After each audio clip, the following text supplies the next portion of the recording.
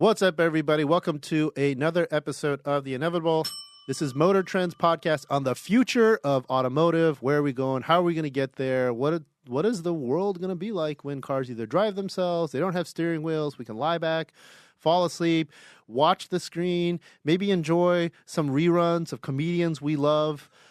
This is going to be a great future, I think. Maybe not. I'm joined, as always, by my co-host, Mr. Johnny Lieberman. And Hello. Boy, do we have a great guest for you today. Yeah, he's an up-and-coming comedian. He's got a couple cars. His name is Mr. Jay Leno. Yep. So. And used to host The Tonight Show. And we should have looked up. Remember that really bad cop movie he did? Yeah, I don't know. But he also hosts a show that you might know as Leno's Garage. Yeah. Very popular. It was on CNBC. It's available on YouTube. So if you're watching us on YouTube after this episode, you can hop over there. He also has a website. Insane collection of cars. Yeah, ridiculous. Car Guy. But here's the thing, we've known Jay a long time, and it's really hard to compliment him. It just kind of makes him feel weird. But so on my other podcast, since we're doing plugs, Spike's Car Radio, we were doing it live in front of the Malibu Kitchen before it closed, and Jay was there. He's like, "Hey," just kind of like sat down, grabbed the mic. Halfway through, this like 13-year-old kid comes over and is like, "Mr. Leno, I wanted to," and Spike's like, "Kid, get the hell out of here! We're live!" It was much harsher than that. Anyways, we talked for another Jay kind of monologued for 40 minutes. And then the second we're done, he's like, "Hey, did you guys see where that kid went?" And like, I had totally forgotten. I was like, "I can't believe this kid didn't know who, not to interrupt and blah, blah." So not only is he like, this super collector who, hit every kind of lotto there is to have the world's craziest private car collection, but he's a really nice, decent guy. Very grounded. Yeah, he really is. Yeah. So, look, it's a great episode. I think we just jump right into it. Yeah. Gasoline, electric vehicles, or steam? What's the best? Well, if this was 1907, it would be a real topic because a third was steam, a third was electric, and a third was internal combustion. Actually, steam had run everything from 1800 to about 1911. People knew steam. Stanley had steam trains. I mean, steam trains were running since 1830, something like that. So it seemed to fail to just take it off the track, put wheels on it. That seemed to make sense to people. So steam was pretty reliable, and when everybody knew steam. And gasoline came along. Electric was the best even then, but the trouble with electric was nobody's house had electricity. Right. So I mean, right, yeah. So if you could that's pretty. You could go to the chemist or the drugstore and buy a quart of gasoline or benzene, put it in your car and make it run, but you couldn't get electricity. Right. So I mean, I have a 1909 Baker Electric. It goes 60 to 80 miles on a charge. 22 miles an hour is the top speed, but on a cobblestone street or a dirt road, it's still faster than a horse, and it's actually quite pleasant if you don't mind cars zipping by you in L.A., Right. But it seemed like a pleasant way to travel. The trouble with electric was they thought, women will like this. And rich guys bought them for their wives. So then it became just like today. When the Mustang came out, remember Lee Iacocca had the smallest V8. He had the 289 Chevy, had 327. And he was afraid, it's going to be a secretary's car so he gave it to Carroll Shelby. He said, "Just make this sound like a beast, make it go fast, make it win races." And Miata, when Miata was introduced, the same thing. The British called it a hairdresser's car. And it still has that reputation, even though it's a great sports car. It's a great sports car. Yeah. It's a car the British did build at one time, but just didn't build it correctly. They would have had that market. Right. It's the most popular sports car in the history of the world. What are they? Millions of them. Oh, it's like 9 million. It's a huge number. Yeah. Most popular vehicle for racing every weekend. Yeah, because of all the club racing. They say like every weekend there's more Miatas being raced than any other car. Yep. But anyway, gas eventually went out because it explodes and makes noise and frightens children, and women think you're brave. It's like a Harley. What's a Harley? 65 horsepower. But you start one. To this day, people go, "Boy, that thing must really be fast." Listen to it, and it's not fast, but. Well, that was fun. I was so I've known Jay. We've known Jay a while, and I was at your garage, your small little subtle garage in Burbank a while ago. Right. And you fired up one of your like steam engines, not a vehicle, but the ones that are stationary that would power a factory, and it was silent. I know. That's the funny when you watch old movies here. Hey, Bob, turn that down way back. Yeah, they always have this background noise, but it's not true. Yeah, it was elegant almost. It was it's really like when you watch beautiful. Columbo. My favorite thing is when you watch Columbo, like the early ones from the really early 70s. When it's nighttime in Beverly Hills, you hear crickets and things. And you go, crickets? But people the rest of the country do. So all of a sudden there are crickets all over. What's all that noise? The sound guys from Kansas. Yeah, right. Yeah, that kind of stupid stuff. Yeah, Exactly. but I was going to say, so is that Baker, the 1909, is that your earliest? That's your earliest car? No, 1906 Stanley Steamer, which is still the oldest car ever stopped for speeding on the 405 freeway. Yeah. Who was that? Driven by? By me. Oh. It's what they call a Vanderbilt Cup race. Oh, right. And what you do on a Stanley has a lot of wood in it, okay? And if it catches fire, what you do is you turn off the gas and you you open the throttle. Because the steam car, you've made all your steam. You've got it all built up. Right. And then you let it out. Okay. So I'm going along the 405. I see flames come over the front. I go, oh, boy, so I turn off the gas. So I increase the speed. I got up to 91 miles an hour until the flames blew out. And the cop is right next to me. Stop! No! I'm on fire. I'm putting the fire out. I go, so pull over. When I explained to him, he calmed down. 91 miles an hour, which is pretty good for 1906. that's really good. Did he know who you are? Well, he did recognize me. Still gave you a ticket. No, I didn't get a ticket. Well, he's a ticketed. Pulled Stopped on the 405, not ticketed. You didn't get a ticket. No, I got pulled over, and I blew the flames out. And when I explained to him what I did, that seemed to make sense to him. So Yeah, I'm gonna try that. yeah, try that. Yeah. So you seem to be a student of the history of the early automobile. Mm-hmm. Is there? Because this has a question I want to ask later. But at the time that there was steam and electric and gasoline around the same time, what was the sentiment? Were there any that's never going to replace? None of those are ever going to replace a horse, or sure, or steam is way better than electric. That gas thing, that's ridiculous, super dangerous. To start a car, had to set the choke, set the magneto, retard the ignition. All these things had to be perfect, and then you pulled it with your hand. If it started, right, and you might have broke your thumb. You might have broke your thumb, but you listen to how many times your car turns over. Okay, imagine doing that by hand if the car's in the same sensor too. With the steam car, you'd light the pilot, you'd go in, you'd have breakfast, you'd come out. Oh, it'd be warm. You'd open it, you get like a tea kettle. You'd heat the water, and then you'd go away. Because once you've made your steam, you can probably go 5 miles with the car shut off because you have enough steam in storage. Right? How much pressure are we talking about within a tank on there? 650 pounds, 700 pounds. And there were no New York Times articles about cars blowing up and steam car never exploded. That was something when the Stanleys they said we can buy an explosion engine car where there's an explosion every couple of seconds, right in the engine. It's exploding. And people, oh, my God, I never thought of that. It's exploding. Internal combustion. Oh, yes. Right. Internal combustion. Yeah. What the Stanley brothers did was they made the boiler, then they wrapped it in piano wire. So that kept it from, what you have is you have these tubes, copper tubes up the center. Right.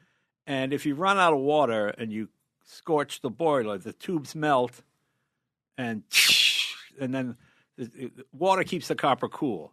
Okay. If the copper's not underwater, you'll get a sign, and then, okay.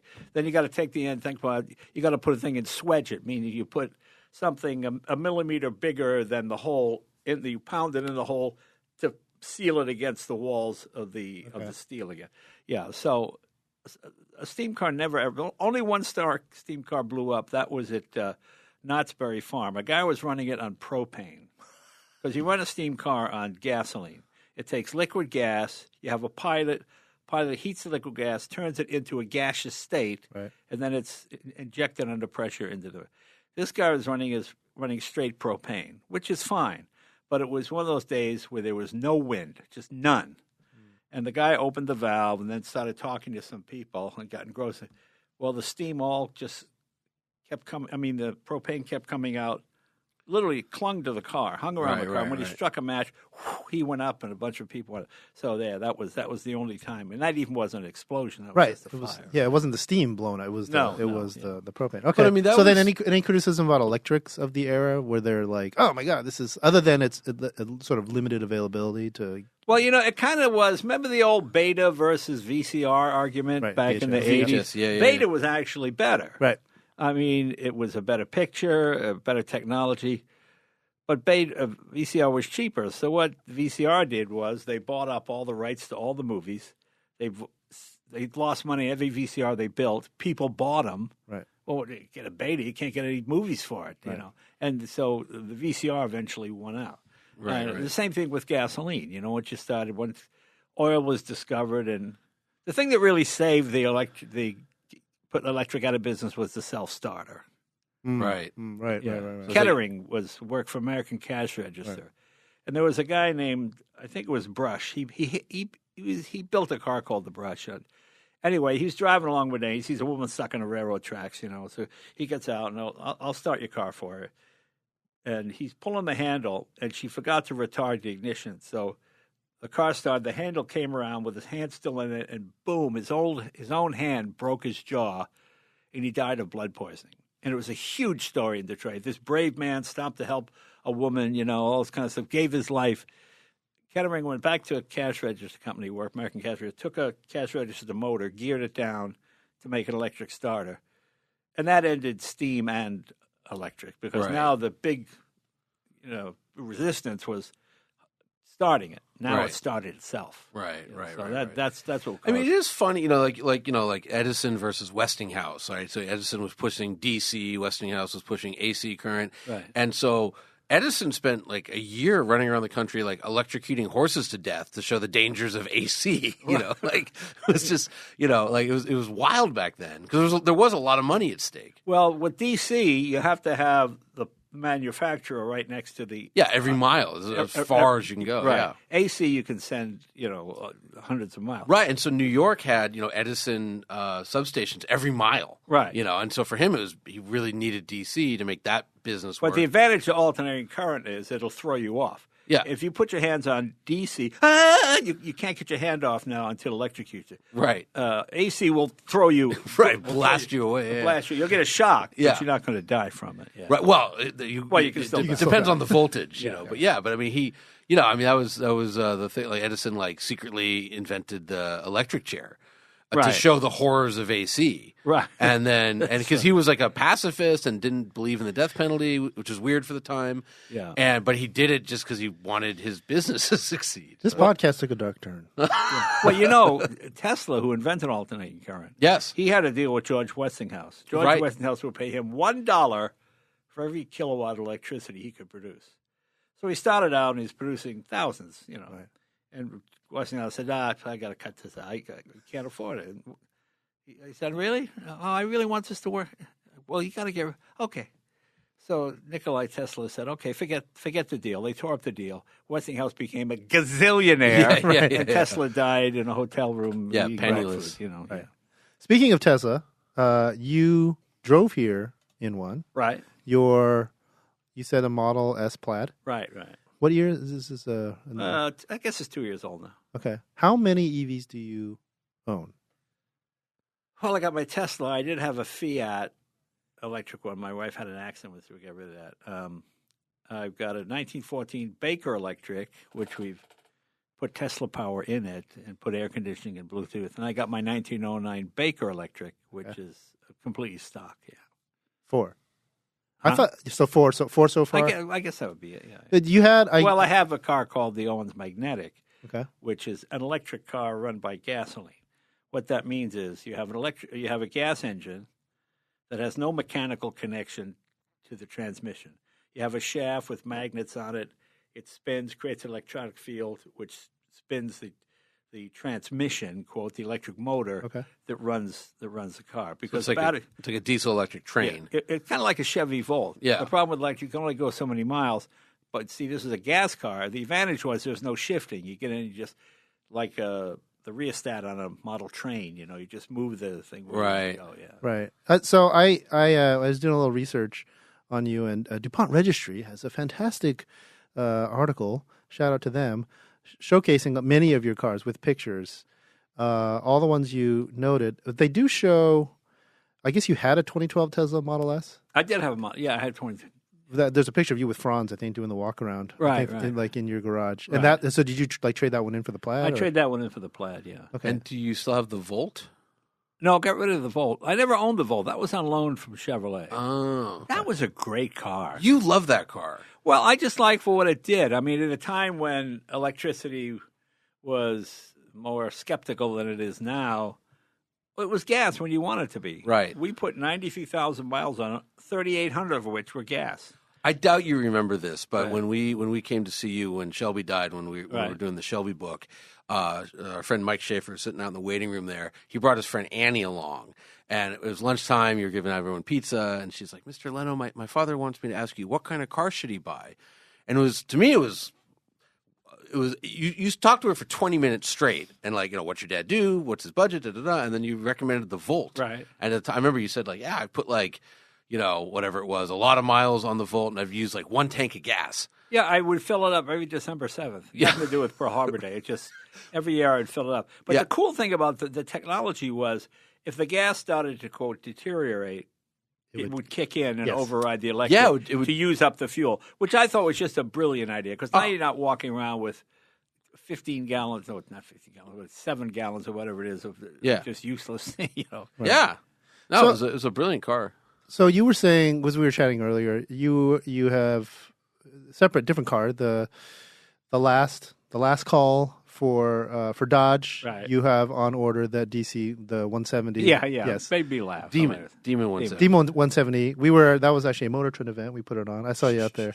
But you obviously love high performance vehicles. You love internal combustion. You love what is your personal take on? Because now you have a Plaid. You were saying the Plaid makes that Demon, gives it real hard. Yeah. Like where's your position on? Well, I like the Plaid because it's like your sister's dumb football playing boyfriend. It's like a big dumb car that'll just kick the crap out of you if you do anything. The front wheels. I drove the Demon. I was just laughing so hard. Every light I'd hit it.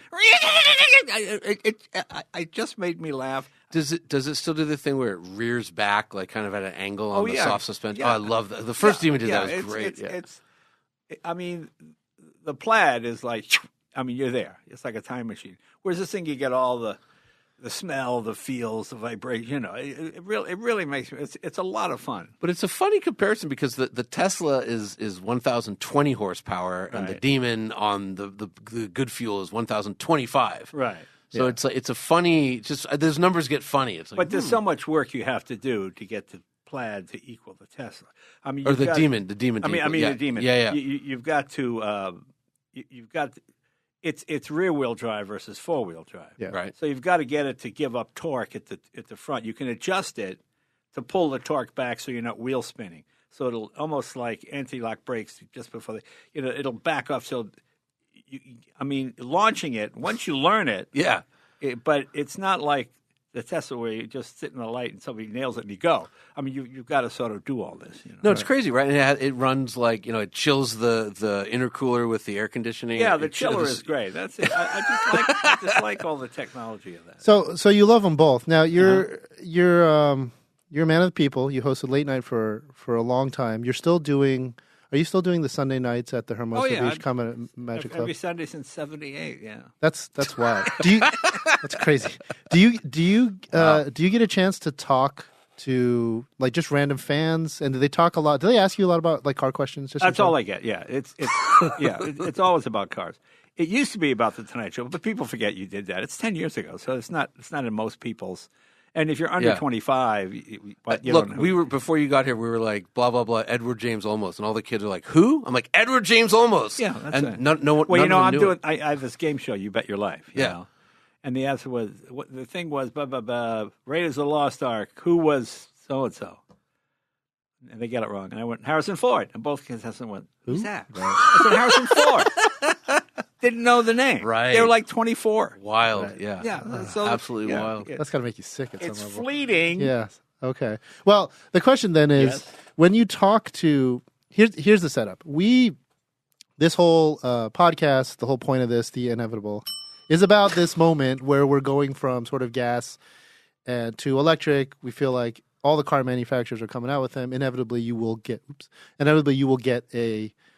you'll be driving EV, right? We get a lot of flack about it. When we announced F-150 Lightning as our truck of the year, the haters are just like, terrible. Like, do you get any of that? Do people come up and say, people assume I hate electric cars. Right. Because I have gas cars. Right. But, I remember my grandfather had a newspaper clip he carried around for years. He was really old, and he was 100. He was born in 1857. Okay, there you go. But he had this clipping because in the late 1800s, all these Italians were coming into America. And a senator read a speech in the paper. And the senator said, if Italians keep coming to the country at this rate in 50 years, we'll all be eating pizza for dinner. And then people go, oh, my God, pizza for, oh, my God, we got to stop this right now. Well, now salsa has replaced ketchup. Right. It's just, change is inevitable. It's going to, hey, there you go. It's going to happen. So, Mark Twain used to say, I love progress. It's change I don't like, and that's really where we are. But I don't like just like, well, you don't have to drive an electric. You can drive a gas car as much as you want. Right. To me, I think it helps us in the gas community because if there's all electric vehicles and you realize, old cars, how many old cars are on the road? What, 1%? All right. Do we care about emissions and doing testing? All right. If you have a car more than 50 years, okay, you can drive without doing it. I mean, that's where I see, if you keep making gas cars, then the restrictions keep getting tighter and tighter. That's the part that baffles me, right? If you think about it, like most of the stuff sold is like something with like a 2-liter turbo RAV4. No one cares. No one's it's never going to be a classic. It's a commodity. I know, but you said, no, but see, that's where you're wrong. Oh, go ahead. No, because in the 60s, like when I was a kid, in 68, 69, 70, to go to demolition derbies, we'd buy 56 Chryslers and look for an Imperial because they had the strongest chassis. And just smash and just crash them. We wouldn't do it to cars from the 30s or even the 40s because, those are kind of cool, different. Right. But these cars are only 10 years old. Nobody's going to care. Yes. I get my point. It's like the General Lee. It's like how many did they wreck? Yeah. No. My point.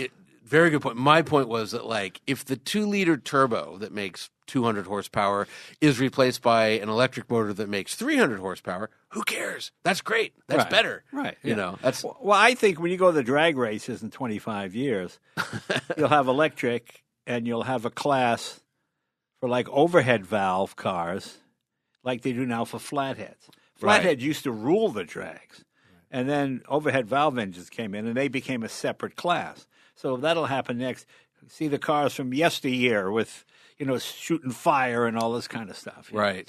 So when you talk to these folks who assume that you hate EVs and are part of their, in the brotherhood that loves gas cars, do they ever tell you who they're blaming? Who are they mad at? Are they mad at the what's her name, the climate change activists? Are they mad at the government? Are they mad at the car companies? I think all of that. It's. Yeah, I think that's probably fair to say. Because they're shooting the message. They're shooting MotorTrend. They're like, you guys keep writing about this stuff, and I have to tell people, we don't produce the cars, okay? We're just writing the stories on the cars. And the cars, if you think there's 100 cars being made every year, 20 years ago. But something, this has been going on since the 50s. When the Volkswagen came in, stupid little thing with force. We all got to drive 4-cylinder cars and the engine in the back. Come on. Right. I mean, remember people used to smash for it. In Detroit, if you pulled in a Toyota or a Nissan into a parking lot, they'd smash the window or do something like that. Yeah, the factory workers had a separate lot. You had to park, if you owned a import car, you had to park like 3 lots over and walk a quarter mile. I worked in the 90s. I worked for a software company. We were doing something with GM's legal department, and I was at Alamo or whatever, and I rented a Subaru because I was like, I want to see what a Subaru is like to drive. They wouldn't let me park on GM property. Yeah, and I had to I'm like, well, where do I park? Because I was back when Detroit was pretty, you didn't want to park your car on the street. Right. And they're like, not our problem, buddy. Yeah, I know. That's, so there you go. So it's the same thing. But also, to your point, I was reading coverage of when the Porsche 911 debuted at the Geneva Motor Show, whatever it was, and the journalists at the time were like, Porsche's over. The car's so big and fat, they've lost it. You know, it's got 4 seats. Like, that's not a real sports car. Yeah. 911. I remember when not a real sports car had roll-up windows. Yeah, right. Because a real sports car has plastic windows and a top that you have to put together like it's an erector set. Right. You know, right. so, yeah, it's just people like to whine and complain. Oh, How do they? I like that. How did? Because I think you obviously you're sort of a very large celebrity. Do you think you're shielded? Like when you I'm assuming you push back and say like, I have a Tesla Plaid, I love it. Do people then say no, it's terrible, or do they go? Do you think like? Well, the interesting thing about the world we live in now, we live in a world where 50% will agree and the other 50% will disagree on almost every issue. Right, like right. Nixon would not have had to resign today. Right, Because right. But enough people going, no, come on. Oh, you got all these people. All right. You know? Right. And that's where you live. I mean, if you believe the earth is flat, there are millions of people that will agree with you. Right. Just idiots. Right. You know, that's the great thing about it. Stupid people are full of confidence. People who are smart have self-doubt. Well, I don't want to speak. I do, and I think, you know, and the idiot gets heard. You ever watch the movie Idiocracy? Yes. It's my favorite. It's a documentary. The first 40 minutes, it kind of falls apart here. Yeah. But it just makes me laugh so hard. Just these idiots, people driving off bridges and constantly, you know. And that's the world we live in. Right. Right. But again though, I'm just thinking about everything you just said, but like, nothing is new because you were saying with your grandfather, we'll all be eating pizza. Do you remember, just to bring it up, when Hillary and Trump were running, it was, if Hillary gets elected, there's a taco truck on every corner. And I was like, well, there already is, but thank God, that'll be convenient. Right now I have to walk 2 blocks to get And to why a taco would that truck. be a taco? I didn't. Oh, because they were saying She's the gonna open border, the borders. There wouldn't be the wall. Yeah. It was one of Trump's spokesmen said that. But anyways, you're right that okay. So that's a good answer. Is that doesn't matter. You know, it's so funny. You talk about opening the borders. The best argument was we used to go jaywalking. We'd knock on doors, ask people That questions. was my dad's favorite thing he did. I remember we went to this one house and knocked on the door. Okay. And the grandfather comes to the door, speaks no English. Nicely dressed. Okay. His son comes to the door, he's probably 35, 40, kind of sloppy, speaks English and Spanish. And then his son has got like a FU T-shirt with the Simpsons on it and some kind of pork pie hat, and he's got a video game in his hand. You realize it's just you come to America and you get dumber, you get the hamburgers, and you're not going to work on this idea. I like this idea that immigrants are lazy. Really? Do you know anybody who do that work for that kind of money? What are you, out of your mind? Right. I mean, my grandfather, all these people that came, they worked hard, and then their sons and daughters become lazy people. I mean, you go to Japan now, you see fat Japanese. You never saw that before. Right. Because they got Kentucky Fried Chicken and Domino's Pizza and all this kind of stuff. Tastes good. Yeah, so to me, I think you need that fresh influx. Like when I meet people from India now, they remind me of my grandparents, Right. When I was a kid and we would go out to eat, I'd have to put on a jacket and tie because we were Italian.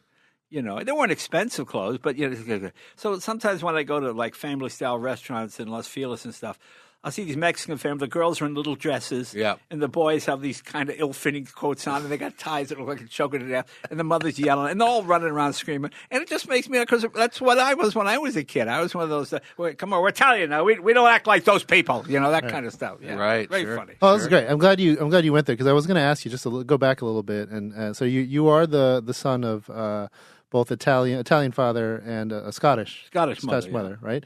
Who's a maiden name Muir. Muir, yeah. Our art director, Alan Muir. Oh, yeah. Also from Scotland. That's Thurso. good. Where in Scotland? It's John O'Groats. Greenock. Oh, Greenock. Yeah, Okay. It's the worst food and the best food. When I would go to my mother's sister, Nettie, I go to her, would you like a scone, Jimmy? And she'd give me this stale biscuit, And she'd say, would you like a Coca-Cola? And she used to keep Coke in the cupboard because it costs money to refrigerate it, Jimmy, and it tastes the same. And she'd pour it, and all the fizz would be out of it. I get this flat Coke with this stale biscuit. Then you go to the Italian side. Oh, my, lasagna. And when the Scotch people would come on Sunday dinner for Italian dinner, they would just complain. Look at all the waste, Jamie. Jamie, there's only 8 people here. There must be 25 meatballs, Jamie. There's no reason for so many meatballs. And they would just have reasons why the Italians waste food. And then the Italian uncles, here's $5. Don't tell your mother. And they put like $5 in my pocket. Oh, it was a wonderful childhood. Right. I loved it. How popular is Muir as a last name? Is it pretty popular? I guess it is. I mean, there's a lot of... Because I just checked it. Our art director, Alan, is from Thurso, which is 300 miles north, 5 hours. He's from John O'Groats. Well, yeah, top of Yeah. Scotland, like the worst weather. You have the worst food, best food. Yeah, I'm just trying to think like maybe you guys are related, which would be wild. What does he say? He always says John O'Groats with a. He says with the education. Oh, he's like the city is high and the education is low. Well, my favorite is when Scotch people, it's a murder. He was murdered. Whenever you watch BritBox or something, other people in Scotland, it's a murder. Okay, so you were born here, though. Well, not here in the studio, but born in the United States. Born in the United States, right? And you grew up in New York, Right, New Rochelle, New York. Yeah. Yep. Until I was 9, then we moved to Boston, Andover, Massachusetts. Okay. So I'll get to some car questions. Then, where does the love of cars come from? Well, I grew up, when I was a kid, we lived in a rural area. There were always broken snowmobiles. And, that was the time when you could buy a car for $25. If you had a paper route, you'd be delivering newspapers, and there'd be an old car in some lady's yard. Like what, T-bucket or something like that? No, not a T-bucket. That's a hot rod. A 49 Plymouth, something like that, something from the 20s or 30s. Okay. And this is before...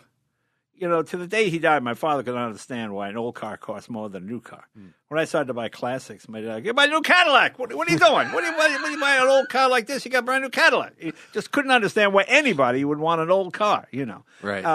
So that's what you could do. When I was in high school, well, I remember I worked at McDonald's, and I bought, when I was a senior, I bought a brand new Buick Skylark 401 4-speed. Well, it wasn't brand new. It was like 300 miles. It was a demonstration. Demo but car, I got it from the dealer. A kid couldn't make enough money in a summer job doing that now.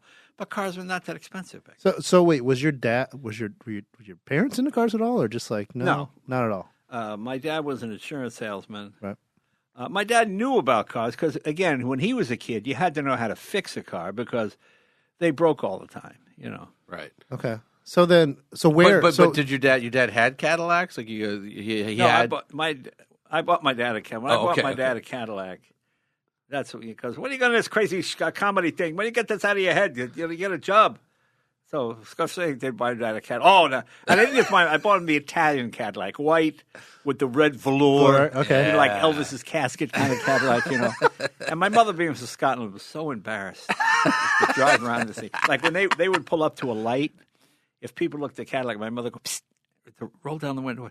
We're not really Cadillac people. Our son got us this. And then my dad, we're driving a Cadillac. We're Cadillac people. My boy bought me this car. And they would start fighting, and the people would drive away. Oh, yeah. And people would tell me, this is before cell phones, My mother was so embarrassed to ride in this Cadillac. She would sit down low in the seat. So she was below the dashboard. And people would say, I saw your dad drive by. And he was yelling in the car by himself. I go, no, my mom was there. She had her head down. No, my mom was there. He was just yelling at her. Yeah. Hilarious. So then where? So were you just love cars out of, like, this is a thing? What was the influence? Well, you had, uptown was 7 miles. Okay. If you did that on your bike, it took you like an hour. Okay. And like when you're 15 and a half and your friends that are 16 drive by with girls in the car and you're on your bike and then you get up to the McDonald's or whatever's they're hanging out and just as you pull in, they all leave. And you go, okay, I got to get a car. Okay. So it was a personal freedom kind of, the mobility like, now you can't go. People go places virtually. Okay. Right. Like now you sit home and you text your girl, oh, send me a naked picture. Oh, okay.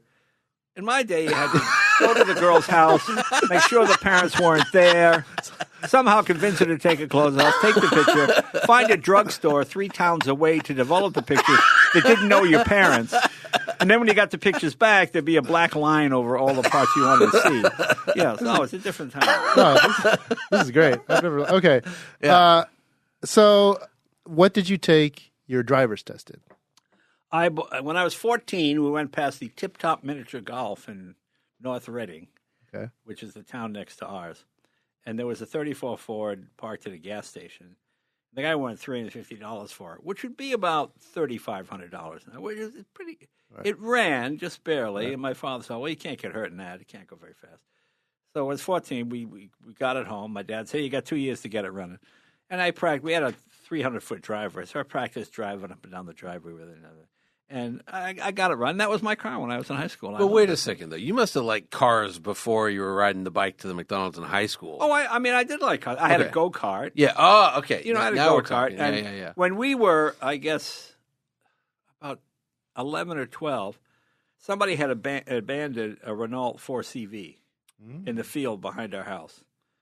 So we went over there. We'd work on that every day. We got a battery. We got it running. And we would just drive in circles in the backyard. My mom would watch through the window while she's doing the dishes. Now, of course, they call child services, and the kids would be taken away, and the parents would be arrested. Rightly so. But when you're 12, and, you know, your mom's, kids will learn about it. Was, I mean, I can remember kids bringing, in the gun club, bringing rifles to school and putting them in the locker. Yeah. I mean, it's a different, Yeah. What were you learning? What was your YouTube back then to learn how to fix this Renault 4CV? Like what were you reading? Hot Rod magazine or not for 4CVs. He went to the library. I know. But car craft. Like, so you went to the library. You were, and you go to the transportation section, which was 8 books: the Big Book of Harleys Davidsons, the Big Book of Trucks, a Haynes manual for some obscure, like a Peugeot 404, some car nobody had, and it was like maybe about 18 inches of car books. That was it. Okay. And the rest was, just hard, terrible New England, Ethan Frome and all that horrible stuff. Yeah. Ethan Frome's a good movie. Okay, so that's the car you took your driver's test in. When you went to Emerson College in Boston, what did you take there? I had a Datsun 1600 that I bought. Okay. I had crashed my 401 Buick Grand Sport, and I bought the Datsun. I liked that. I worked at a place called Wilmington Ford. I did what was known as odometer recalibration for the used car department. A car would come in with 80,000 miles. Too many miles on it? The corrective mileage of 27.5 was always the corrective mileage. You know, I remember one time a guy came in a Chevy, and I guess this was about 1968. He came in with like a 66 Chevy with almost 100,000 miles on it. Some kind of salesman. He just drove all the time. So we gave him nothing for the car, but the car looked okay. So they drive the car in. The guy's doing the trade-in. We turn the speedometer back. And the guy comes out of the shop. No, I'm not paying. No, give my car back. Deal's off. And we're like, what? Give him his car back. I'm going, give my car back. Right. Okay. Guy drives away. About an hour later, comes back, huge smile on his face. Oh, he got the deal he wanted then. Oh yeah. So how did you? What was the method for rewinding speedometers? A drill. Odometer. Yeah, odometer. Yeah. Oh yeah. Drill backwards. But they changed that so it's like much harder. But not in the 60s. Right. Now right, it's illegal to. Yeah. Now it's digital, but yeah. Yeah. Okay, so fast forward. You graduate. You start doing comedy clubs. When did you move out west, and what car? I assume you didn't fly. Did you drive across the country? Or? No, I flew. Oh, you flew? Okay. Yeah, that was just, All right. What did you drive in L.A. then when you got here? When I came to L.A., I bought a 1955 Buick Roadmaster, which I still have. Oh, really? Yeah. That's beautiful. Nice. I'd come out a couple of times, and I stayed with a friend and borrowed their cars. So one day I was sitting in my apartment in Boston. I said, I'm starting to acquire stuff. And then you're going to want something nice. And I said, I'm just going to leave now. I told the guy in the next apartment, you can have all the furniture and everything. I just left. And I flew to L.A. and I landed in L.A. and went to the newsstand at the airport and picked the penny saver, looked for cars for sale. And I said to the guy at the newsstand, which one of these cities is closest? He goes, Winchester. That's yeah. How about a cab ride is that? That's probably $25. Oh, okay. It's 55 Buick Winchester. So I go there. Now, if I don't buy this car, I got no way to. Yeah, you got to find it. No, I buy it. You know, how much you asking? $350. I'll give you $348. You know, terrible. Right. And so I bought it, and I still have the car to this day. Except now it has a big block 572 in it. Oh, This is like 1970, what, 73, 74? Yes, yeah, 72, 73. Yeah. Okay. All right. And where were you living?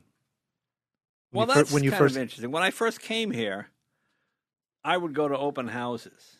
You know, like open Sunday, right. 12 to 4, right. you know. Now, this is before people had alarms in the 70s. So I'd walk around the house, thank you. I'd slam the front door, and then I'd go hide in the closet. And they'd wait for the realtor to lock up and leave. And I would live in the house for a few days. Really? Yeah, and it was fine. I mean, I didn't break anything. I didn't steal anything. You know. Except for the house. And I was, one day I was at a house on Coldwater Canyon, which was being sold by one of the Beach Boys, apparently. And I'm sleeping, and I hear, now here's the master bedroom. Oh! This woman starts screaming. I'm lying in the bed. There's a man in there. No, there's nobody here. And the guy was, what are you doing here? Oh, sorry, excuse me. What's your name? Sorry, excuse me. I must have didn't realize the wrong house. That was the only time I got caught. I lived on Outpost. I lived in a whole bunch of places all around L.A. And that actually worked, you know? That's wild. Oh, no, it was okay. But I didn't get selfish. I didn't, you know, it wasn't like I set the place on fire. Or sure. I made the bed, if the bed wasn't, you know, it looked fine. So you were doing this because you had no money, right? Okay. Okay. I don't know. So when did it like? Okay, two things. When did you say like, hey, this comedy thing is going to work out? But also, when did you start like acquiring cars? Well, that was the thing. What's the big splurge? When was the big break, and what was the big? When did you arrive, and what did you reward yourself with? Well, I always wanted to live on what I made as a comedian. Okay. I mean, I still do that now. Okay. You know, I always have two jobs. I bank one and I save the other. So the first thing I did, I've had that 55 Buick. The first thing I bought, since I had worked at a Mercedes dealer in Boston, I bought a 1970 Mercedes 220 coupe with the 6, which one of those hand-built, most beautiful car. Yeah, those are great. But it needed a top end on it, and that I drove for a few months, and then I bought a Sunbeam Tiger. This is before you moved to L.A.? No, this is in L.A. No, this is after I'd moved to L.A. After, okay. Ed, try and keep up. Sorry. Yeah. Yeah, so that's happened. And then, I just always, you know, I would save one job and then live on the other one, yeah. Okay. So there wasn't like it wasn't like your... No, I was really lucky. I didn't have any one big break. Each week or each couple of months, it got a little bit better, you know. And I took every job I could get. I never asked how much it paid. I said, if I'm no good, don't pay me. Oh, okay. Right. And then, hey, kid, you're all right. You know, so they give you a few bucks. I mean, what I used to do was I used to go into bars. I put $50 on the table. I'd say, can I tell jokes? No, we don't do comedy. Because music was, stop your war machine, man. You know, it was all that kind of stuff in the 70s. I said, here's $50. If I do bad, keep the money. If I do good, give my money back. Okay. That cost me about $450. Okay, but eventually, it started to work. Hey, kid, now, you're okay. Come back. Why don't you MC the music show next week? So a lot of that kind of stuff. So that's kind of how it happened. Well, I was going to ask you because I was thinking your big break, Tonight Show, March 2nd, 1977. Well, not really, because I had done every other show prior to that. Merv Griffin, Dinah Shore. Okay. I just couldn't get the Tonight Show. You know, Johnny came to see me one time, and he said, you know, you're a good performer. Your jokes aren't quite strong enough. No, this is good advice. And he said, you know, here's what you should do. Write your jokes out on a piece of paper. Go on stage. Mm-hmm. Tell them as flat and as boring as you can. Mm-hmm. Just recite them. And if they get a laugh, then you know you got a funny joke. So next time you do that joke, add the physicality to it, the funny voice, the loud, you know, whatever. Because I was kind of, hey, how you doing, pal? You know, kind of a loud guy. Right. I didn't have a lot of jokes. So I started working like that, and having the joke would have to work on, it'd have to be physically funny in some way, and it had to have funny words to go with that. And that kind of is what worked. Okay. I was going to ask what, and you kind of already set it up though. You know, what is an appearance like that? What did it pay back then to do Carson or to do? Oh, to Carson? Yeah, like did you $512. Really? But that was a lot of money. Okay. Yeah. Oh, wild. Was that when you did it? Because you said you'd already done everything else. Was Carson? Did it feel like like an inevitability, or were you still didn't feel excited? like inevitability at all. Okay. I believe the reason they had guest hosts was they wanted guest hosts that weren't as good as Johnny. Interesting. So people adequate. That's okay. Okay. That's okay. Right. The real break came when I started doing Letterman. Mm-hmm. Because with Letterman had started out. He and I had started out together writing jokes on Jimmy Walker. For Jimmy Walker. Mm. And with Johnny, you know this when you grow up back east, you don't call your parents by their first name. I come to college. Jay, this is my parents, Bob and Agnes. How are you, Mr. and Mrs. Manicelli? Nice to meet you. I can't call you Bob and Agnes. Right. So I was going, Mr. Carson, it's Johnny. Okay, Johnny. I could do it, but it just rang hollow. With Letterman, I go, hey, Dave, nice tie. right. Hey, Dave, what does that suit? I could really tear him up. And he liked that. And So it was more like a peer. Yeah, that's right. That was, to me, that was the most fun doing the Letterman show. Because Letterman always got a little nervous. He didn't like to eat before he went on, So every time I did Letterman, I'd get like a huge meatball sandwich. And I would stand in front of makeup when I saw Dave come up. Dave, I'll try to. No, get that disgusting. No, Dave, it's a good sandwich. No, I don't want to hear about it. He didn't want to hear about it. So then I waited. And when he introduced me, I had the sandwich. I brought it out on the stage. I didn't get a chance to finish it. And, and Letterman, he's a great comic. We played off each other very well. It was a lot. So it was more free than the Tonight Show. Yeah, much freer. Yeah. Okay. Well, there wasn't that. The Tonight Show, one mistake and you're dead. Yeah. Yeah. Not that they were mean. It's just that's just how it was. It's the big time, guys. Yeah. Right. If you strike out, you don't get up to bat again. Right. So that was a little tricky. Yeah. So in this, just so we can go back, when in this time period did you buy your dad that Cadillac? Was it after one of these? It was after the Tonight Show. It was the 70s. Okay. Yeah. Okay. That's when I got my dad the Cadillac. Yeah. All right. How about this though? Okay. Well, hang on. Because we're on Letterman. I just want to ask. All right. You're now an sort of inveterate car guy at the time, right? Like you bought many. What was Letterman a car person at the time? Yeah, Letterman had a lot of great cars. In fact, I remember Johnny had Letterman's truck restored for him and brought it out on the Tonight Show. Letterman had an old orange, what was it? Maybe a C10, I can't remember what it was, truck. And Johnny had it fixed up for him and gave me kind of a present. But Dave also had Austin Healey's and Ferraris and a lot of nice stuff. Yeah. Did he? When did he do the Ray Hall Letterman? When did he get into that deep into motorsports? I didn't see Dave that much because now he was a huge star, right? And I was still coming up. I didn't want to be a clingy. Hey, what are you doing this week? Yeah. I don't want to be that guy. You just sort of put your distance. And when he would invite me on the show, I'd be very grateful. Hey, thanks, man. Good seeing you. Good seeing you again. It's an awkward sort of relationship. I think we had a mutual admiration without much in common. I'm very gregarious and outgoing. Dave's kind of quiet and shy. And between the two of us, it's always, I remember one time we were riding our motorcycles. We go, let's come to Letterman's house in Malibu. Say hi to Dave. Hey, Dave, what are you guys doing here? I realized, this is a mistake. It's really backfired, Yeah, it just kind of backfired. I said, Dave, we just drive. We're going to go, okay. It's just awkward. It wasn't that Dave was mean or anything. Right. It just wasn't his thing, Interesting. And so, but did you know at the time, like when you were, on the show at first, did you know like that he had all these cars, or did that knowledge? He acquired these cars after he got famous. Got it. Okay, Yeah, that's what I was thinking. Nobody has Ferraris before you make it. No. But like, were you aware that he was a big? Did you guys talk about cars ever? No, not very often. No, because we had Spike on here, and Ed asked him like, who has the biggest collection? Was it Jay? Is it Jerry? Or is it Dave? And Spike was funny. He was like, "Yeah, it's probably Jerry."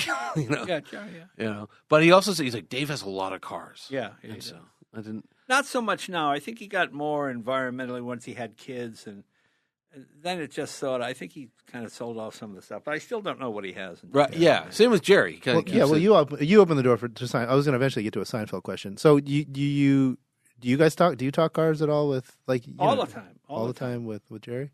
Yeah, I found a couple of great cars for Jerry. A guy called me. He had a '59 Porsche Carrera 2. Okay. With all the options in the day, low mileage. But I knew he wanted it more than me, so I called him and I said, "Hey, do you want this? Do you want to take it?" And he was so thrilled.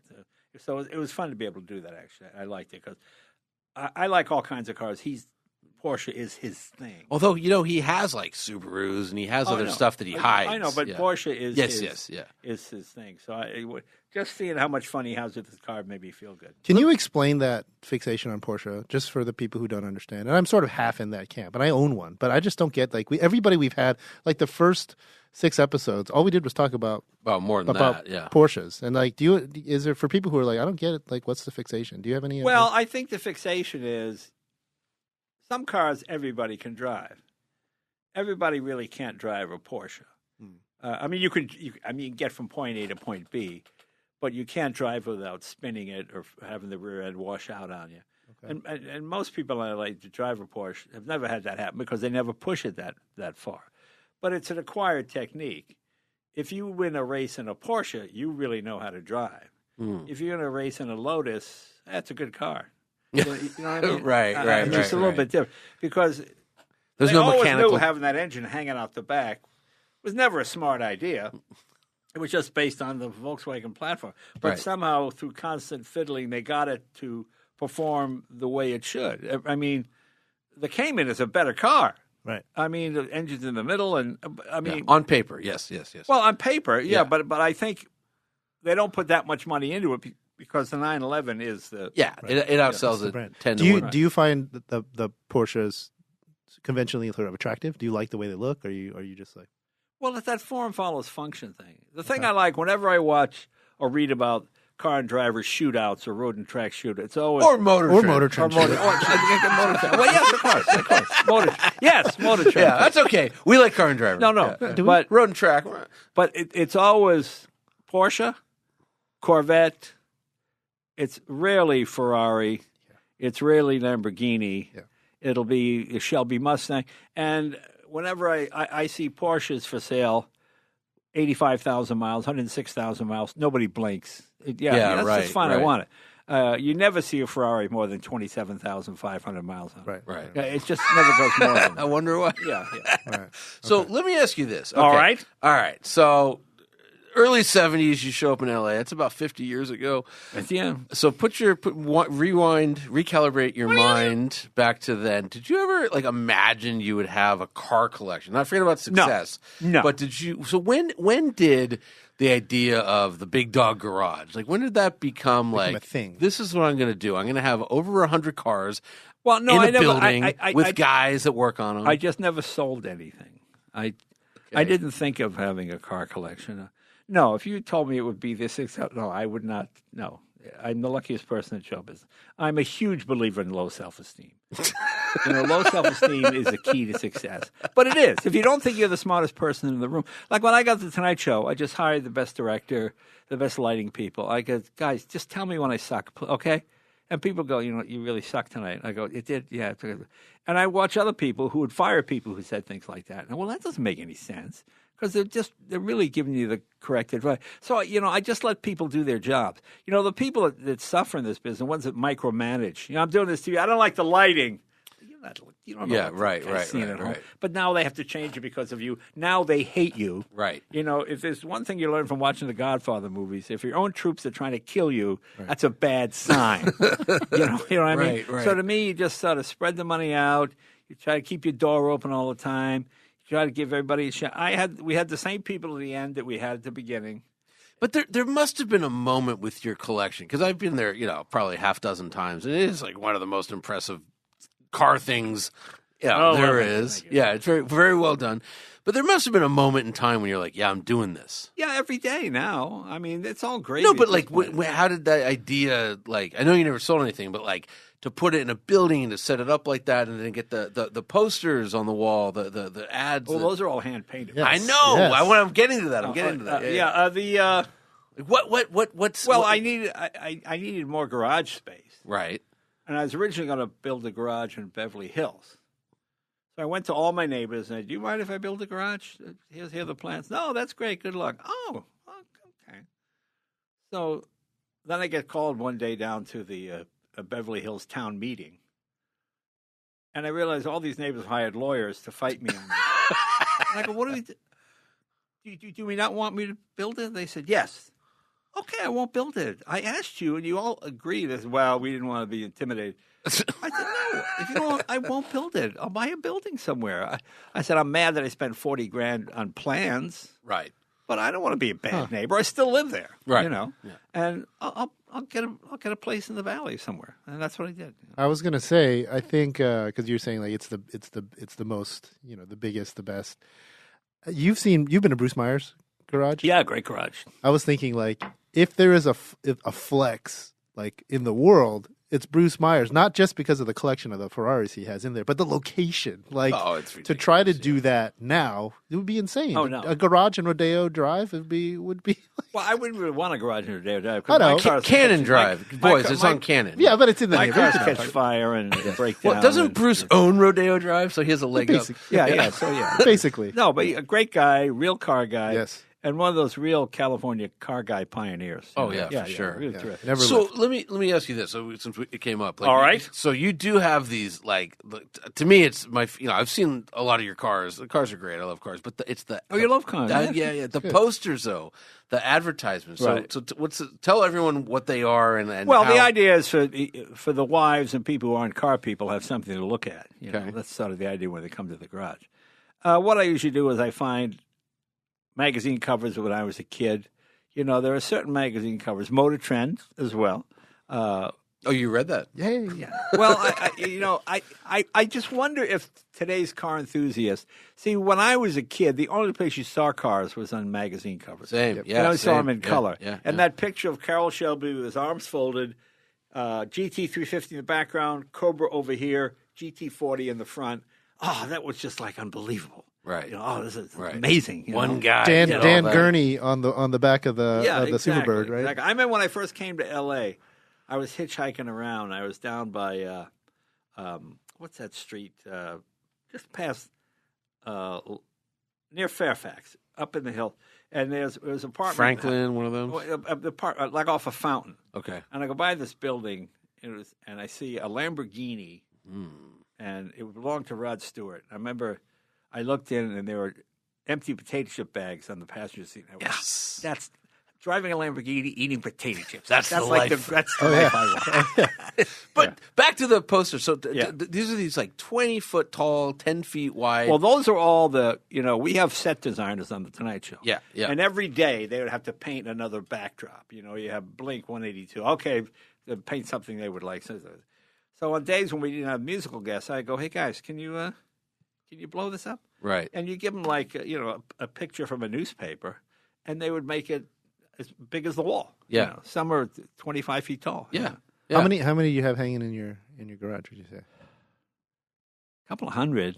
Yeah, they're awesome. If you guys see, and again, like I was trying to say I love cars. Like I've seen your collection of cars, and other people have Citroens, and you know what I mean. But like nowhere in the world are those advertisements. Like, and it's they're to me, really interesting. Yeah, like really Boisson special. and some of the others. Yeah, Yeah. The stuff from the 20s and 30s. That's the stuff. Yeah. The stuff I like is the early Gordon Crosby. Before photography came into widespread use, when they took a picture of the car, if it was moving, the cars always appeared to be oval. Because it couldn't catch the. I remember I went up. Do you remember Michael Ovitz, a big agent? Yeah, sure. I went up to his office one day to talk to him, and he had on the wall super agent. The only photo. For years, people debate: does a horse get all four hoofs off the ground when it's running? Right. First movie ever made. And that picture, you see the horse, and all 4 feet or 4 hoofs are off the ground, and he has the still. Yeah. The actual one. Yeah. So I like that era. There used to be Gordon Crosby, Peter Helk. These guys that do paintings, they could really capture speed in a painting. They have the lines of, like a car coming around a corner and the guy's face is pulled back. And, they're just the most exciting looking photographs. Paintings, Yeah. So I would blow a lot of those up and put them on the wall. Those are the ones I like. Those are great. And then what's the one? It's the Mormon. It's like Mormon Meteor? Yeah, Mormon Meteor. Yeah. Those are great. On the Salt Flats, And just the way they're stylized. And, it's just that whole era. So cool. Yeah. It's so cool. so your passion for cars is very well documented. You're doing you have your YouTube show. You've been Cars and motorcycles. Cars and motorcycles, yeah. And you go to Do you go to Pebble every year? Have you not missed or? You missed last year, the right? last couple of years because of COVID and all that kind of stuff. Okay, but are there any other big ones? Do you go to Amelia? Regular? No, I didn't go to Amelia. Just Pebble. I do the Audrain Concours in Rhode Island now. You doing any F1? Everyone's like, into F1, Netflix, the Drive to Survive. This year I'm going to go. You know something? That Drive to Survive is a great show. Yeah. Whatever F1 was on TV in the old days, they would get the footage. They would send it to two guys in Connecticut. It'd be an aerial shot. Ariel's coming around, and it was okay, but people look like ants. Right. And the cars look like they're going 40 miles an hour, when they're really going 150. And there was just no excitement to it. With Drive to Survive, you get to know the drivers. You see the backstage stuff that's going on. You know their girlfriends. You know the Toto's wife. You see the cars low to the ground.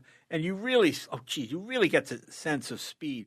So now I follow it. Okay. I didn't follow it for years because the technology, $1,500 for a lug nut. Okay, it gets a little crazy. Mm-hmm. It seems so out of reach of the common man. Right. I know from doing the Jay Leno's Garage website, you do a Lamborghini, you get 500,000 hits. You do a Datsun B210 that's been modified, you get 2.5 million. Yes. 3 million. Yes. And you realize, okay, that's where real world stuff. That's what people can actually do. This is why they criticize MotorTrend for being Mustang trend or General Motors trend, and when we put a Ferrari on the cover, it doesn't do that well. That's right, and same thing with us too. Even because it seems so at $4 million. It just seems unrelatable.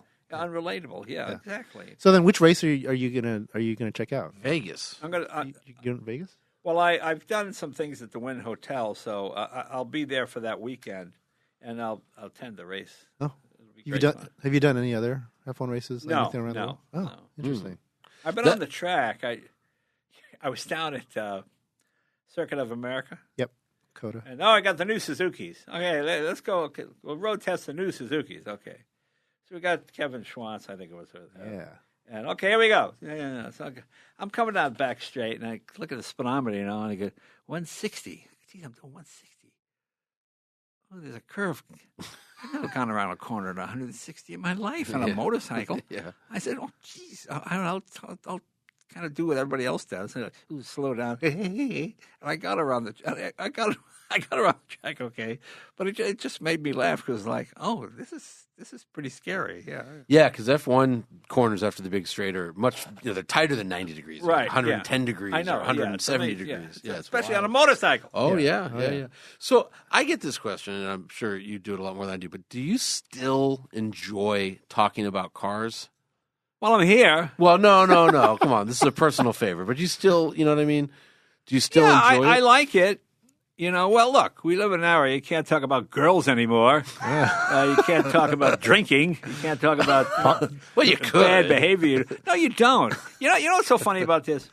When I was in Boston, when I went to school in Boston, there was one day in the fall when these sororities would get together and they would streak. They would run naked down the street. Yeah. And every guy would hang out the dorm window and they'd run by.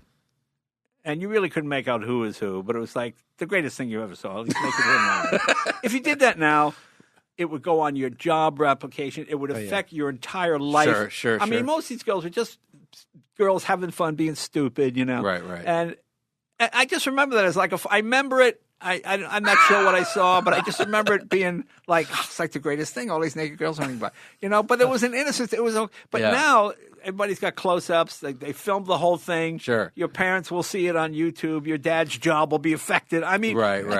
You just get nailed for every so cars mistake. Are still safe. Yeah, exactly. So, what is the most common question you get asked about cars? Hey, what's your favorite car? Yeah. You get that all the time. What's your answer? Yes.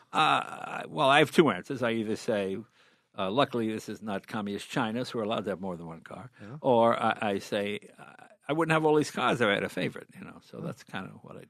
I say, what are you driving? That's my favorite. What am I driving? Yeah, that's. I asked that question back. Oh, I love that one. That's awesome. Or when women ask me, how many cars do you have? I go, how many pairs of shoes do you have? Well, that shuts down the argument right there. Is there anything you haven't been able to or can't get your hands on, or something like one that got away, or one that got away. You really wish you'd either. I'm very grateful for I've been really lucky beyond. I'm dyslexic. I was a terrible student. You know, when I was in school, the guidance counselor called my mom in and said, "You ever thought of taking Jay out of school?" I'm going, "Oh." And he actually said, "You know, Mrs. Leno, education is not for everyone." I'm going, "Hey, I'm in the room. Hello." And then he said, "You know, Jay, you work at McDonald's, right?" "Yeah, I did." He goes, "You know, they have a school there that teach you to make change." I go, "You know, hang on. I don't want to. I'm not asking to quit school here. Oh, it's just a suggestion." Just trying to get me out. So when I got to Tonight Show, I brought him on, Mr. Neal. Oh, did you? That's brilliant. In the audience. What did he say? Oh, nothing. Okay. I wasn't mean. I wasn't mean about it. It was, I was just a kid with no future and was a terrible student. Right. You know, here was the cure for dyslexia when I was a kid. Smarten up. Smarten up. Smarten up. Okay, I got it. I'm smart now. I'm smart. You know. That's brilliant. That's so good. I mean, I had a guidance counselor told me to be a priest or a rabbi. You know, I was like, what the I gotta be well, priest or rabbi. That's interesting. I think he said whatever. He said go into religious stuff. My freshman year in high school, we used to have typing. Nobody does that anymore. But I got a B+ in typing. And your mom killed you. My mom, when she dragged me to the counselor's office, and she almost killed the counselor because he was like, "Oh, that's great. So pressure's off for you for the rest of your high school career. You don't have to get straight A's. You already got your B." And my mom was like, "Oh, I'm going to kill this guy." She asked for like she asked for a change of counselor because this guy was not guiding correctly. Yeah, that's funny. So there's no one car you missed at an auction. There must be one. Everyone's got the you just wish you had. Well, you know what it is. I remember I always wanted a Voisin. There we go. And I found a Voisin like 35 years ago for $125,000. Yeah. But a Voisin is a sleeve valve, which what that means is the whole cylinder turns. Yes. It's quiet. Blue smoke. And it's smooth, but it smokes, and it doesn't make a lot of power. And I drove it, and I went, this is a cool-looking car, a lot of aircraft design. Gabriel Voisin was an interesting guy. Yeah, absolutely. He and the Wright brothers used to throw rocks at each other, because Voisin said he invented the plane. Because Voisin was the first guy to stand next to a plane, hit the propeller, get it spin, get in the plane, take off, fly in a big circle, and land in the same place. The Wright brothers, according to Voisin, which is true, had people push up. They went down a ramp. Yeah, went down a ramp, and then he went about 300 feet, and then landed. So he didn't consider that flying. So they sort of fought the whole time. Actually, one of the Wright brothers lived to see us walk on the moon. Did you know that? Yeah. Isn't that unbelievable? Well, by the way, that was over 50 years ago. That's the part that gets me, is that was like... Over 50 years. Yeah. Here's something. How long did it take to build the Empire State Building? Ooh, I know. I was just there. No? How long? I have no idea. What do you take guess? 20 years. 20 years. I'm going to say it was 418 days. Yeah, I was going to say it was about 10 months. Okay. 418 days. Yeah, it's wild. And that's with mules pulling wagons with ripped bricks in them. Yeah. Well, not only that, like they'd have the hot rivets and they'd like throw them to each other. Right. Imagine if you miss. I know. I know. So, but I mean, it's wild. Yeah. A permit in Burbank really is 18 months, 2 years waiting minimum. Right. And it's just this. That's all. Nothing has to be done. You just stamp it. This LAX remodel we've been living through. This. Oh, it's 30 years. Right. Yeah. So. Yeah. I mean, but 400. Isn't that unbelievable? From the first shovel to here's the key. Yeah. If you lived across the street. Oh yeah. If you started school in September, by the end of summer. Tallest building in the world. The Golden Gate Bridge was like something even shorter. It was I know. It was crazy. Yeah. I mean, people could get stuff done. Yeah. No, it's wild. So where are you getting?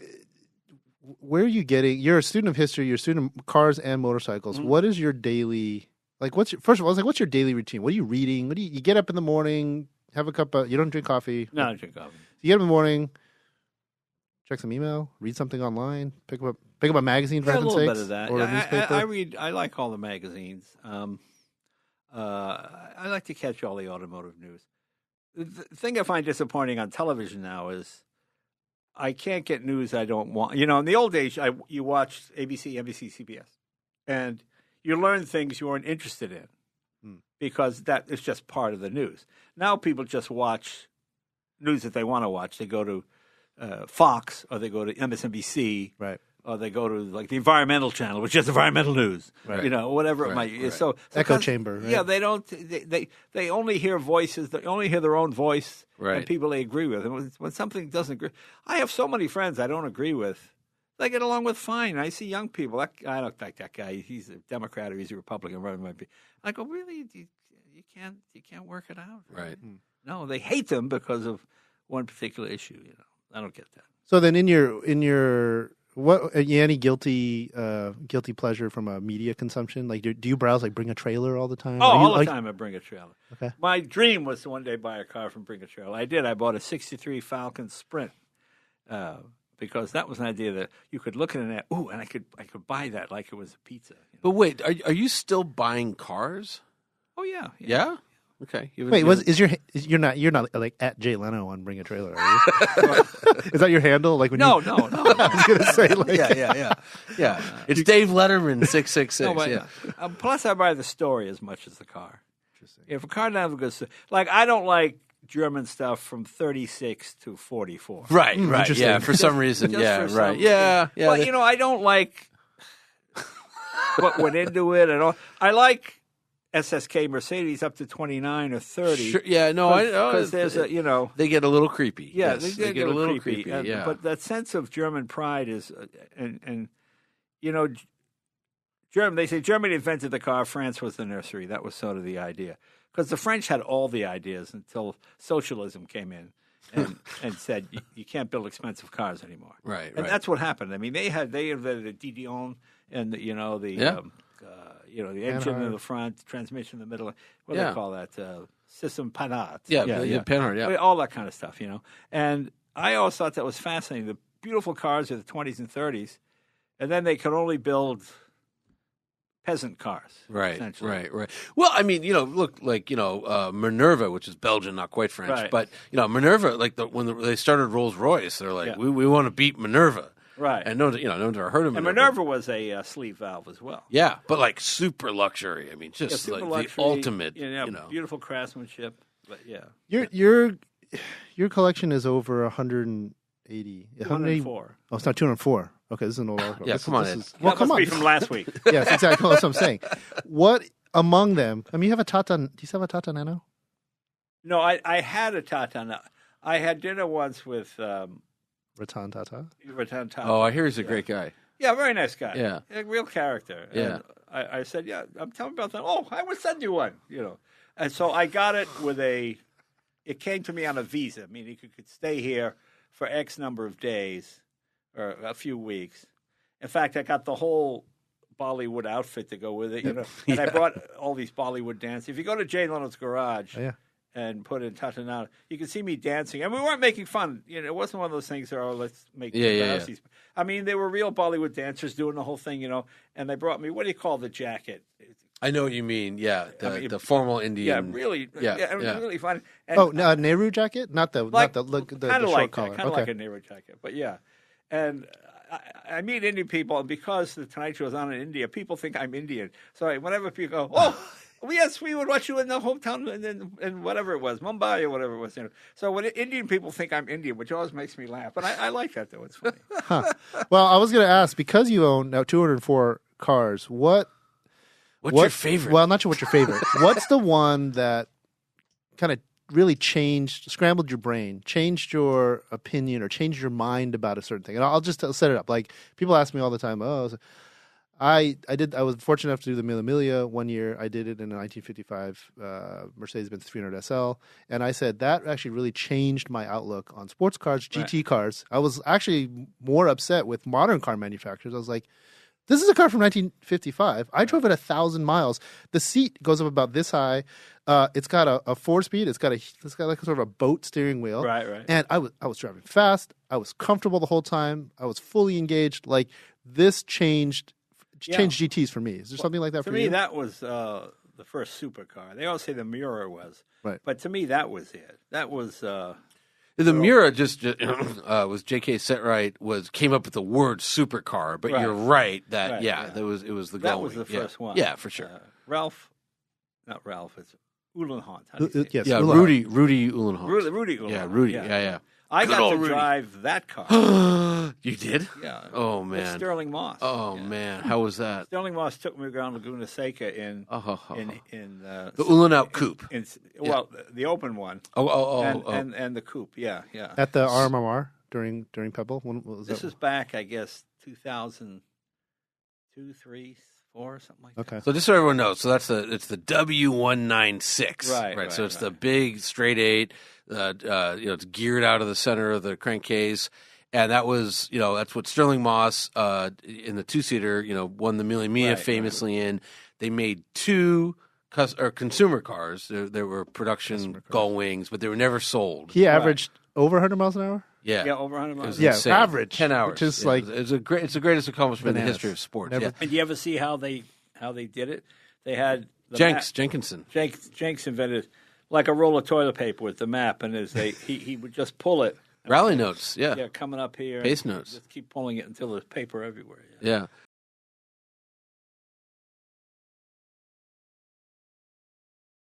You can't just say I drove it. I got it because that one of them just sold for 130 million pounds. I know. It's a most great, expensive car in the world. Like what was it like? Yeah, well, it's a great car. Yeah. Okay. Good. I mean, it's like a faster version of the Gullwing. Right. With the Solid, well made. So if Jenks, he had that article about how they won the Mille, and he talks about they were practicing in a W198, which is the regular gull wing, and then its top speed was like 140, and then the W196 could go 170. And he was talking about how there's a big difference when you go over something. At 140 it's okay. At 170 it's a jump. Right, we're in the air for 200 feet. Exactly. And so wow, that Was that the car then? Is that the one that scrambled? Is there a car that in particular that has scrambled your brain or the like? The Duesenberg is pretty impressive. Oh.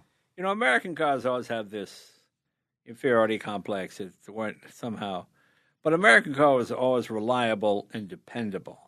Model T always starts.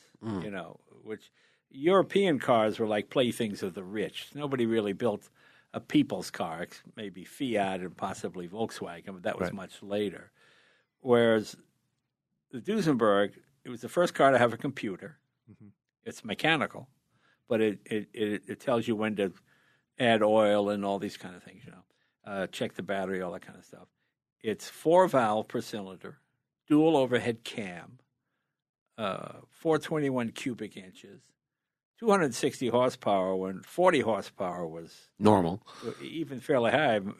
I think a Model T was maybe under 40 horsepower. Oh yeah, for sure, for sure. So, and the supercharged one was 320 horsepower. There was those two that were 400. Yeah, Is this your 31? Or well, I got a few Duesenbergs. I know. Is it your 27? Is it? I've got all Duesenbergs were built in 1928. Every single one of them. Right. The idea was they're going to build 500 in the first run, right. But then the Depression hit, so they built 400 in, I think, 84, something like that. And it took 10 years to sell them because Model T was 260, and in the Depression, suddenly $17,000, $20,000 for Duesenberg was ridiculous. And plus, rich people didn't want to look like, so they held them over. They would cover the wire wheels with a full wheel cover. They would add, vinyl tops, different kind of things to make the car look a little more modern. Right. In some ways, the Duesenberg was a little primitive. All Duesenbergs left the factory with a 4-speed. Every one of them broke. It couldn't take the power. They all just broke. So they took a truck transmission and they just put a truck 3-speed in there. Right. And they sold it under the premise, said, look, you shift less, you see. Almost an automatic. Yeah, right. yeah. Because it's funny, because the way they used to measure 0 to 60 was you put the car in third gear, you'd slow down to just before it started to buck, and then you'd floor it. And that was, look at the power. Right. Because it was Torque. all about torque. Yeah. Torque wins races, horsepower sells cars. So I drove a Duesenberg last year, and it broke down. It was overheated. So, It did? Where did you drive it? Up at Pebbles, an RM auction car, just bad thermostat. Oh, that's But it was, interesting. but before it broke down, man, those are torquey. I mean, that's unbelievable. Like, it's fast. There's, it's like how you imagine a Bentley would be. It's just this like imperious. Those two are my favorites. I have an 8-liter Bentley. Oh, that's so great. And I wish the Duesenberg had the 4-speed from that. And the Bentley is only a 6, but it's a big 6. Yeah, it's 8 liters. Yeah. So it's almost as big. those two are probably the best cars of the 30s. Yeah. Because the Bentley you can run at 75 miles an hour All day with a big Mulliner heavy body on it. I got a ride in a freeway. 1938 liter. Also broke down. So Right. it could be- Oh, really? yeah. Now, see, that's because most guys don't drive me. If you drive me, This was at Crew. This was at the factory. And Oh, it just okay. it was. But I remember the guy had the best line because there's no synchros. So he looks, he's double clutching. He looks at me and goes, double declutching is mandatory. And I was like, yes. Yeah. So, my last old car question, unless you have one. No, is, no. What is, because I don't know, what's your favorite car? What's the worst thing you've ever driven? Like, period, full stop. Like, you're just like, wow, this is awful. I've got a Delahaye that I bought. Wow. And, Didn't see that coming. well, it's Yeah. a 6-cylinder, Right. and it really might as well be a Chevy 6. And in the pictures, it looked okay.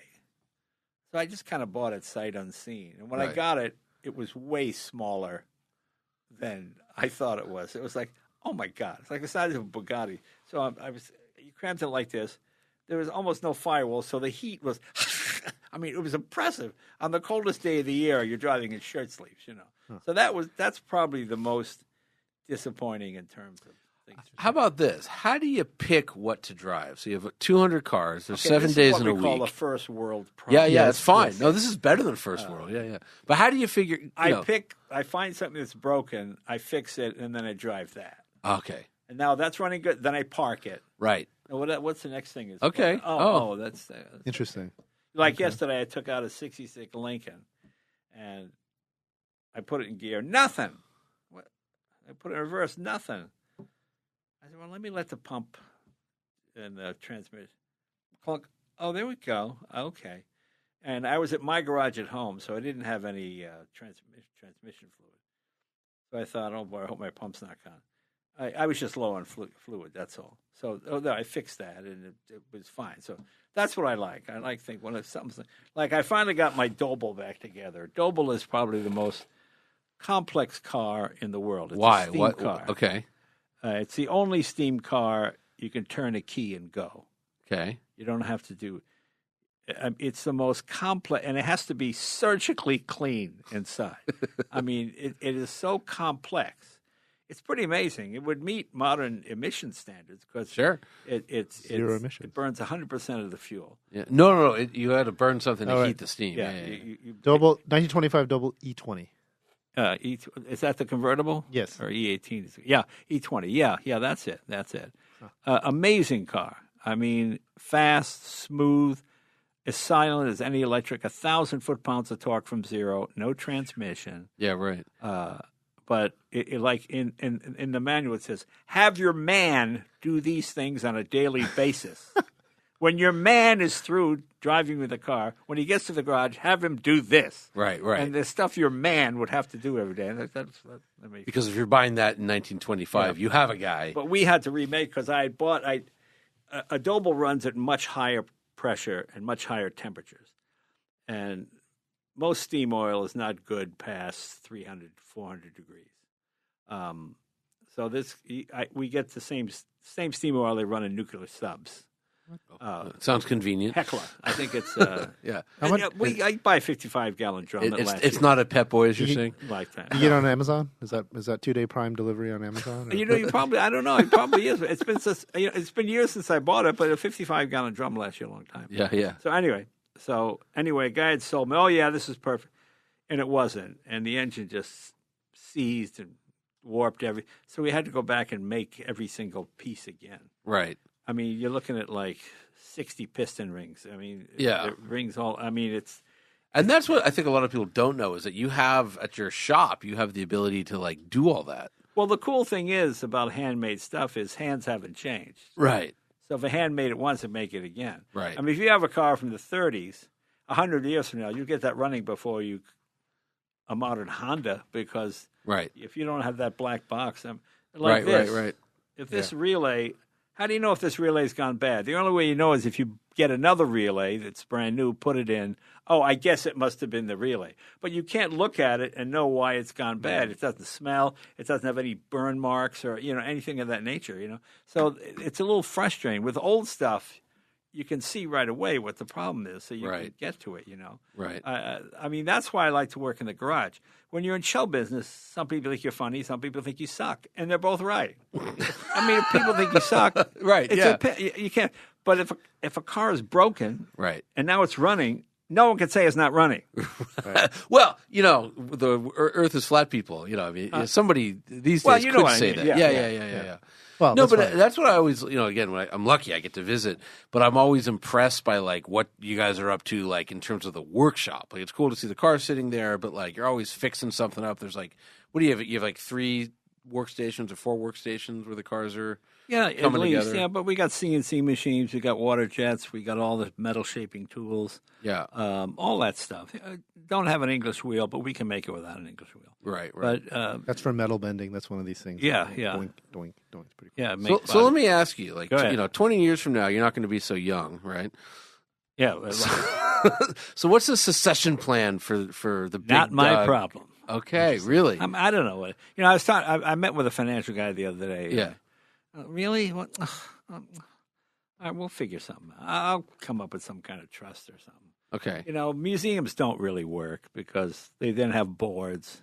Yeah. And the board say, if we get rid of the Duesenberg, we can put a little gift shop. Right. That kind. They don't really understand. So, I think it goes to other people who appreciate it. Stanford Revs or something, or McPherson, or one of those Yes, those maybe automotive, something like that. automotive programs. Possibly. Yeah. Okay. I've interesting. always wanted to ask you that because it's just such a, you know, it's such a just, I mean, obviously unique, but such a just an elaborate, eclectic mix of cars. It's not like Well, yeah, you have cars that are worth a lot of money. You have cars that aren't worth anything. anything. Yeah. And then, you know, no Ferraris. Well, And, you know, I mean, I like Ferrari. I mean, I think they're excellent, and now, especially new ones, are very good. I just never liked the deal. I didn't want to have to buy 2 Mondials before I'm allowed to buy the car I want. Right, you know what I mean? right. And you got to put Italian air in the tires, and I just got really. Right. Did your dad ever say anything like, when we Ferrari? Like, was there any passion there for the the brand from the No, home my country? dad Did was not. care. My dad was not. It's a lot of money for an automobile. But it's only got 2 seats. How the hell can you go anywhere with 2 seats? You know, my dad did not. I like it. Yeah, it didn't really. Yeah. Right. Okay. Well, right. let's fast forward. So, because this is supposed to be ostensibly about sort of the future of cars. All right. What you got a Plaid? What EV brand is there any that excites you? Anything you haven't driven? Any of these new startups? I drove the Rimac, which was Okay. impressive. I've driven almost all of it. You know, I like. In 2007, Elon drove his then Lotus-based the Roadster. the Roadster to the garage to show me. Oh, I was impressed with it. It's fast. And Yeah. everything. Yeah. And he said to me, what I want to do is I want to build charging stations all up and down the coast so you can drive to Oregon and you never have to worry about it. I'm thinking, yeah, right, that'll happen. But he did it. I mean, Yeah. when he was building that first car, he was laying the groundwork. Yeah. I see modern EVs and where can I charge? Oh, anywhere. Yeah, anywhere. Well, no, you can't. Yeah. Everybody else builds the product, but not the infrastructure. So that's why I was always impressed with Elon because I mean, for years I've Yeah. said the smartest thing he did was the superchargers. even today, I mean, Yeah. Lucid, very good. Yeah. Rivian, very good. When you get 60 miles outside of L.A., what do you do? Yeah. I mean, you find some kind guy that lets you plug you into 110, and maybe tomorrow night you can leave. Yeah. But, Elon, he's got, 3,000 superchargers all across the country? Yeah. To me, that kind of thinking, I give him all the credit, and I buy his product because he laid the groundwork for all these other people. I remember there was a guy back in the 80s, had a electric car called the T-Rex, I think it was called. It wasn't the 3-wheeler that you know of. It was just an electric car.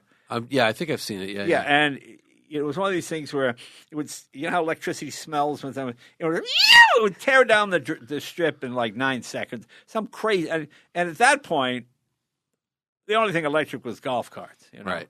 Even when the Prius came out, I remember they had a commercial where they were going to rob a bank or something. Remember that to prove that it wasn't slow, because electric just meant slow and laborious, Right. But those days he helped change that around. Yeah. For new technology to succeed, it can't be equal. I mean, it got to be superior. Right. Because if it's equal, I'll just stick with what I got. Sure. You know?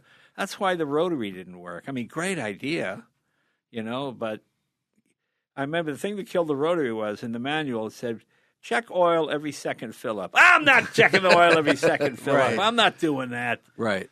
People didn't want to bother with it. Right. Unless it was invented by a Nazi. You ever know that? Yes, Yes, I did. NSU. Well aware. And not just I did not know I was following. No, it was my idea. Yeah. Hey, if you look closely at Dr. Porsche, his Nazi party number was 4,000 something. Well, yeah. He was an early adopter. So, how about any of the EVs coming from existing manufacturers? Are you this Cadillac's got the big $300,000 the Celestiq, not the Celestiq. I find it interesting. I'm curious to see how that, the $60,000 Lyric. Yes. Yeah.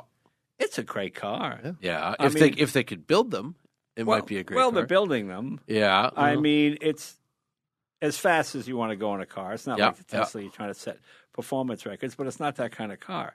But it's $60,000, and your maintenance all but disappears. No 600-mile check. I'm not back at the dealer. All that kind of stuff.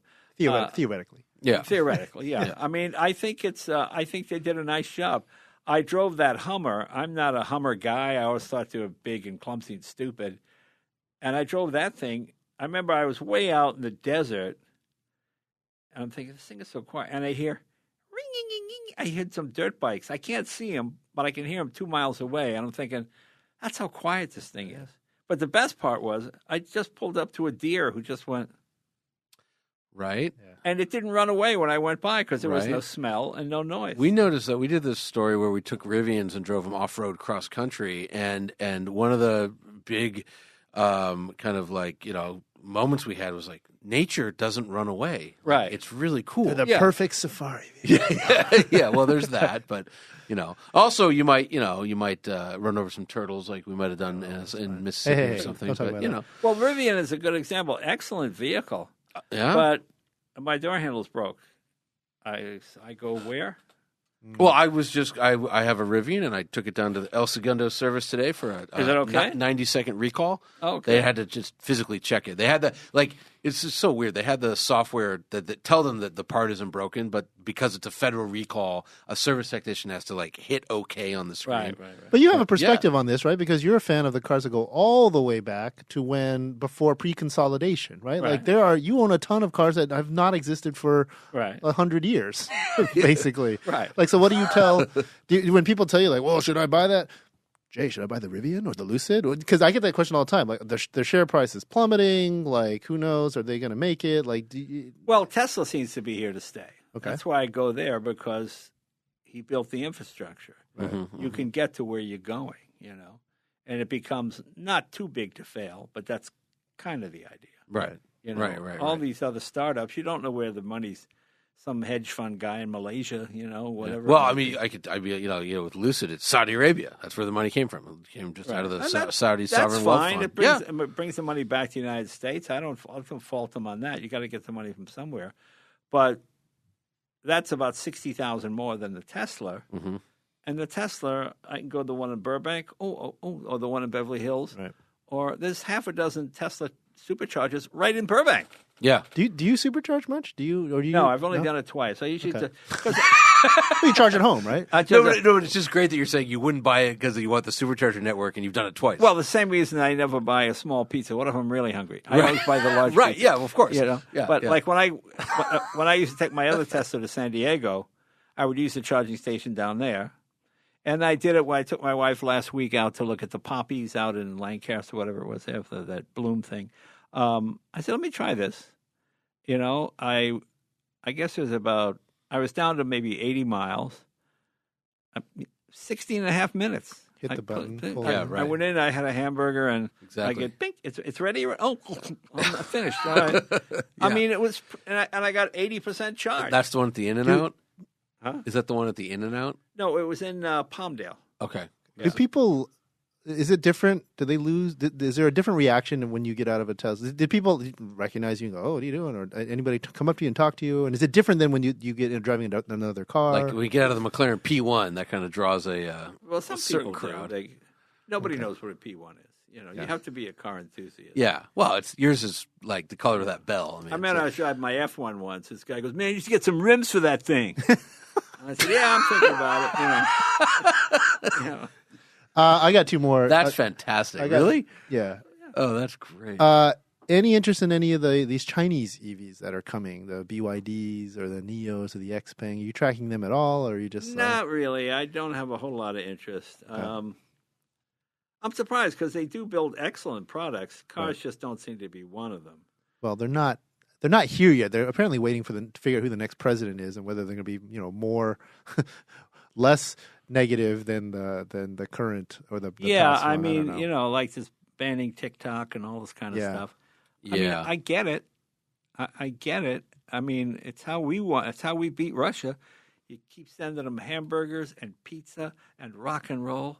And the kids go, "Hey, we want that." And that's you don't overthrow superpowers with war machines anymore. You do it with culture. Yeah. Every kid's on TikTok and and they're picking up little influences and all.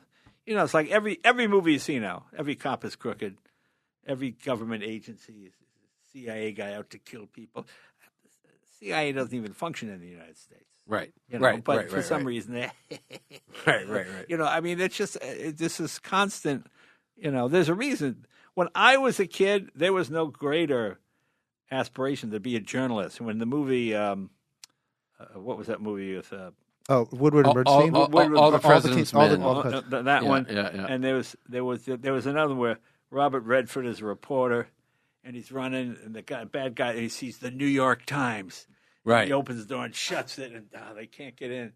I was like, everybody wanted to be a reporter. Now, what are you, a reporter? Yeah, right. But you go to college, you're kind of smart ass. That's my favorite thing about America. And you go to Europe, let's talk to so-and-so from the University of whatever. Let's go to the Hague and talk to an American. We're at a truck stop in Lima, Illinois. Bob, what do you think? I don't like